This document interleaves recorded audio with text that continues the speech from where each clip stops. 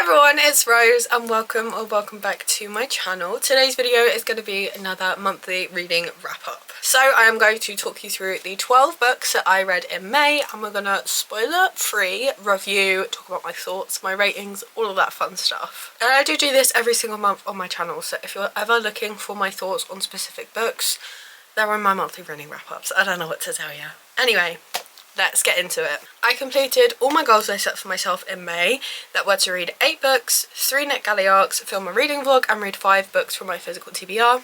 Did all of that. I read 7 out of the 10 books I'd put on my TBR, which is very good for me. I don't think I've ever done 10 out of 10 so far this year at least, but 7 is more than half, so I'm taking it as a win. Like I said, I read 12 books and that was 4,224 pages. I found a 5-star and I also found a DNF.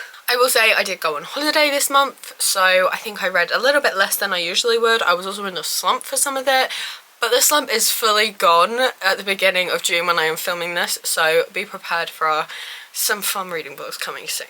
And now, without further ado, let's talk about the reads. First up, I read a NetGalley arc called Side Motel by L. Chen. This was a 150-page novella. It was horror and I rated it 3 stars. It was good, it was eerie. I feel like the horror didn't really give its full potential. I liked the story, but I would have liked it to have taken a darker turn.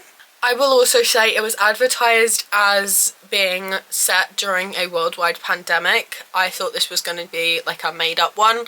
I didn't realise it was set during the COVID-19 pandemic. That is something I don't like to read about, and I know a lot of other people don't either, so please be warned going into this.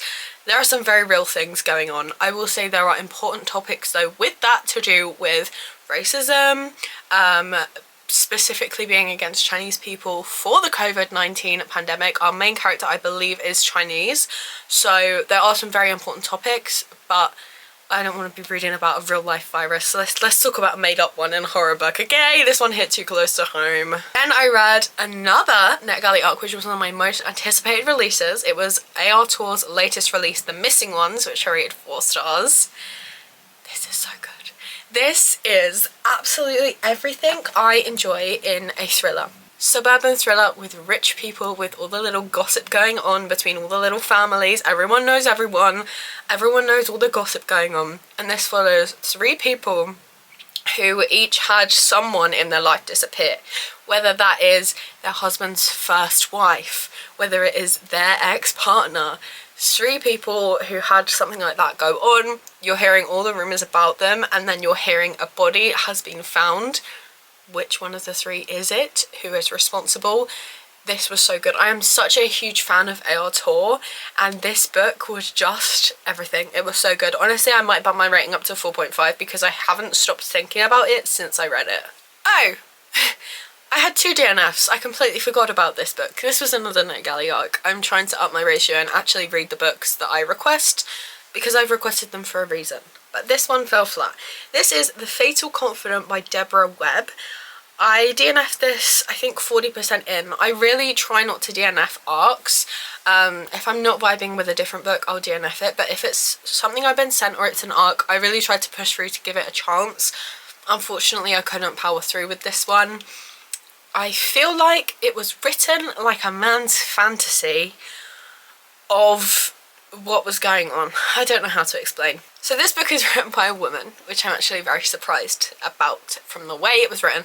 I will say it was originally written and published in 2008, and this is the like revised version under a different name.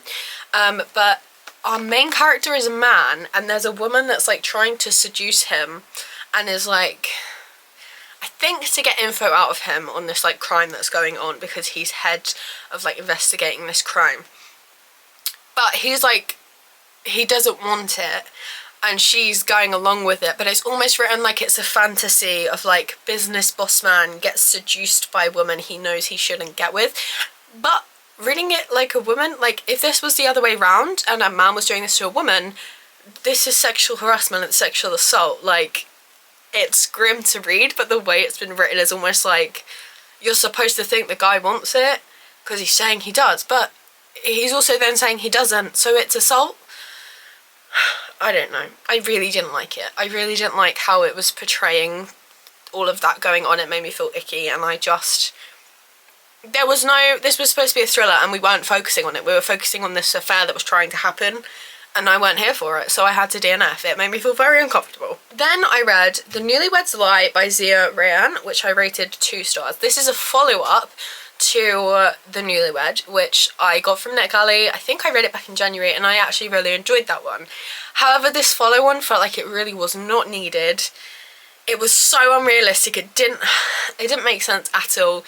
I think the story was wrapped up in the first book. This was kind of just unnecessary, unrealistic, and it just wasn't worth my time. I wouldn't have read it if I'd have known. I don't even know what I'm saying at this point. It's really hot outside, guys. Okay, let's move on. Another NetGalley arc. It's Always a Husband by C.L. Taylor. I rated this one 3 stars. This is about a woman who is falling for this guy. She's having a bit of an affair with him, but all the school mums are gossiping because his ex-wife disappeared and his ex-partner disappeared. And it's like, 1, coincidence, 2, stay away from this man. And she's trying to figure out, is he dangerous, is he not? What happened with the ex-partners? What is going on there? Like, should I be worried? Should I be like, my kid's around this man because her kid is friends with his kid as well? It was interesting, it was fun, it was nothing amazing. I'm quite harsh with thrillers because I've read so many. I've read over 500. I keep saying that, but I feel like it must be well over 600 at this point. So it has to do something new, and I just feel like this one didn't. But it was good, and if you're new to thrillers, you'll love it. Let's get into some physical books now. I read Dark Matter by Blake Crouch, and I rated this one 4 stars. That is an ice cream truck, yes. Is it coming down my road? Yes, it is. We never get these down my road, and of course it's come down while I'm filming. Okay, I'm back. I did go and get pup cups for the dogs. That was cute, but I've forgotten where I was. This video is a mess. Yes! We were going to talk about Dark Matter by Blake Crouch, which I rated 4 stars. I read the next few books in a reading vlog that should be out now, actually, so I'll put it up here somewhere.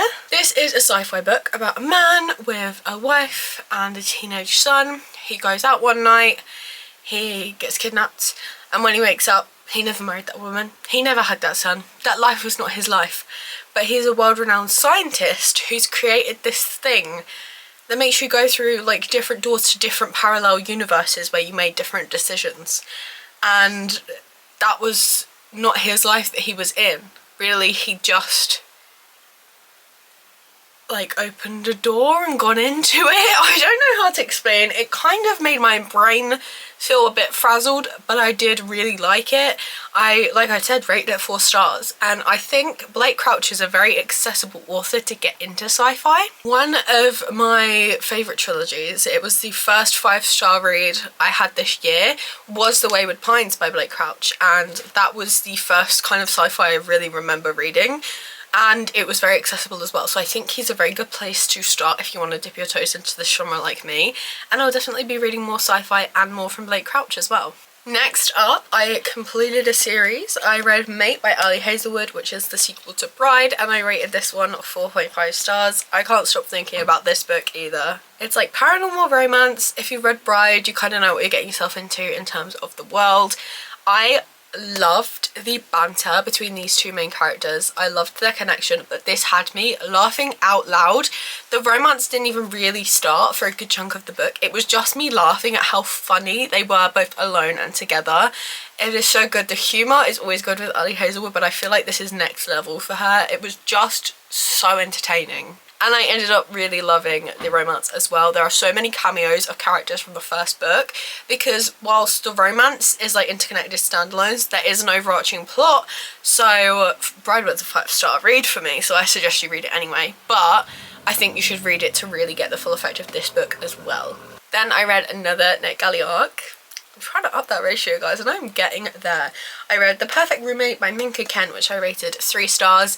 Minka Kent is an author who, for me, is much like Frida McFadden in the sense that I have a different rating scale. I'm not going into it thinking it's going to be the most amazing writing. The plot twists are going to be unrealistic, out there, and probably won't make sense. But I know that going into it, so I'm not disappointed. I'm there for a good time, and this is what that book was. It's about a woman who is down on her luck. She's a uni student. She needs a place to stay because she's about to get evicted, and she finds an offer that seems too good to be true. She can get a little bit obsessive sometimes, shall we say, with people that she admires, and she starts to admire her roommate. And that is all I'll say on that. I would recommend, especially if you like Freddie McFadden or if you're new to thrillers, check this one out. Then we have Girls Who Play Dead by Joelle Wellington, which I rated 3.5 stars. This was sent to me by HarperCollins. The back of this book hit every single one of my buzzwords. We've got suburban, gothic, mystery thriller, young adult, small town secrets, gossip. I love everything to do with that.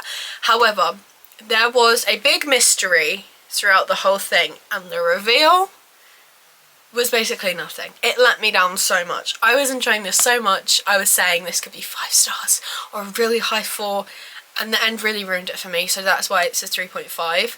But I loved some of the characters in this, even the ones I didn't like. I loved how well written they were, because I wasn't supposed to like them. They were written so well that way that I hated them, but I loved that about it, if that makes any sense. Yeah, I would recommend, but don't run to pick it up, I'd say, because the ending did disappoint me. Then we have my 5-star read of the month, my 6-star read of the month, a god tier book. Oh my god. This is Gleam by Raven Kennedy, the 3rd book in the Plated Prisoner series. It is almost 700 pages. I did drop it in the pool whilst I was reading it. So worth it though. I read this on holiday. I have no words. The 2nd book in this series was 5 stars for me. This was 1,000 times better than that somehow. It was so good. I have put the next book on my TBR for June because I have to see what happens next. I love the characters. I hate the ones I'm meant to hate. I love the ones I'm meant to love. The fan family that is slowly coming together throughout this series is exceptional. The banter with those characters is so good. The world building and the fantasy is so good. Every single element is top tier, and it all comes together to create such an amazing series. I'm trying to take my time with it. I'm trying to devour it, savor it. This book, I took like 2 weeks to read it in between other books because I knew I was gonna love it, so I had to take my time, and I'm so glad I did. Please read this series. Then we're back to a bit of a disappointing read. This is Die Trying by Eleanor Barker White. This was so kindly sent to me by HarperCollins. It is out now. This was the proof copy. Unfortunately, I rated this 2 stars, and I would have DNF'd if I hadn't been sent it. This is marketed as a psychological thriller. There was nothing psychological or at all thrilling about this story. I don't know what I'd categorise it as, but definitely nothing to do with a thriller. The only even potentially plot twist was the last 2 pages, and I'd guessed it. There was no, you know, mystery to solve. There was no plot twist. There was no tense moments. Nothing happened. I can't even tell you more than that because nothing happened. I listened to it on my flight there. It was boring enough that I wasn't worried about the flight. So, I mean, it calmed me down because it was that boring. So I guess it did something, but unfortunately I cannot say I would recommend. And then unfortunately I ended on a DNF. This is another NetGalley arc that I DNF'd. It's The Dark Below by Sherry Rankin, and I made it to 40%. We hadn't focused really on the mystery and the case in this book really at all. Instead, we'd focused on past relationship and friendship dynamics of the characters, but I didn't care about the characters and didn't have their backstory, so I didn't care about a resolution. There were also multiple really detailed scenes about there's a sick horse and you think it's going to die at one point. It goes into a lot of detail about this poor animal, and then when you think, oh my god, that wasn't necessary at all, but at least it's over and done with and the horse is not dead, there was another scene and I knew the horse was going to die, and I knew it was going to be overly detailed, so I bowed out. I can't do anything with animal death. Human death, fine. Torture, grisly, horror. Animals, absolutely not. I had to put it down at that point, so please, that's just a warning if you're going to read this book, but I can't recommend. I DNF'd it at 40%. So, not my best month, a very mixed bag, but I have some 5-star predictions on my June TBR. I'm so excited about every single book on there. I narrowed it down to 10 because anything more than that's unrealistic, but that was a narrowed down list. I have some such highly anticipated reads that I'm going to be getting to next month, so hope that one will be better. So look out for some new cool reading vlogs coming soon because I'm out of my slump and ready to film. I'm currently in the middle of one and the first book I'm reading in it is already going to be a 5-star, so check out that one coming soon. That is all from me today. If you'd like to see more, please be sure to like and subscribe as I post new videos every single week. I hope you have a lovely day and I will see you in another video. Bye!